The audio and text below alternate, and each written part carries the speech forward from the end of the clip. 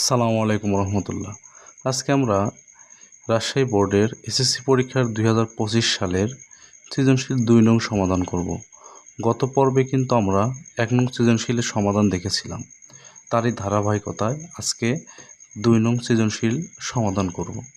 তো দেখেন, এই যে প্রশ্নটি আমাদের দেওয়া আছে, a equal 4 to the power a plus 1 divided by 2 to the power a plus 1 to the power a minus 1 ভাগ 2 to the power a plus 1 divided by 2 to the power a to the power a minus 1 এবং b equal log base root 3 এবং 9 two the পাওয়ার 9।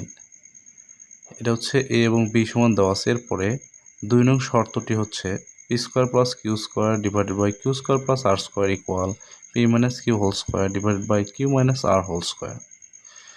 তো আমাদের ক নং প্রশ্নে বলা হয়েছে সরল করো 3c inverse 1 plus 2d inverse 1 whole inverse. এবং খ নং প্রশ্নে বলা হয়েছে দেখাও যে a ইকুয়াল b। খ নং প্রশ্নে বলা হয়েছে প্রমাণ করো যে পি কিউ আর ক্রমিক সমানুপাতিক। তো চলুন আমরা সমাধান শুরু করি।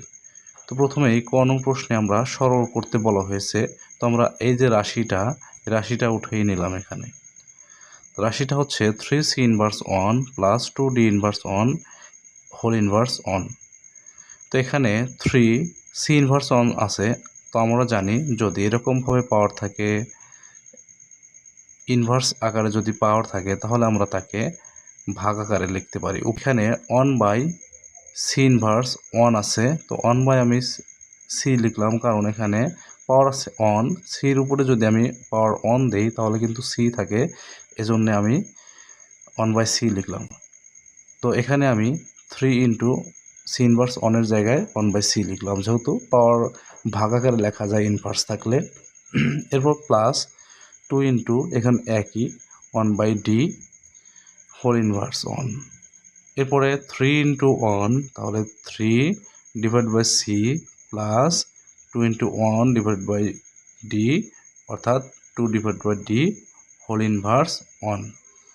এরপরে দেখেন, আমি দুইটি ভগ্নাংশের লসাগু করে দিয়েছি, সি আর ডি এর লসাগু করে দিয়েছি সিডি।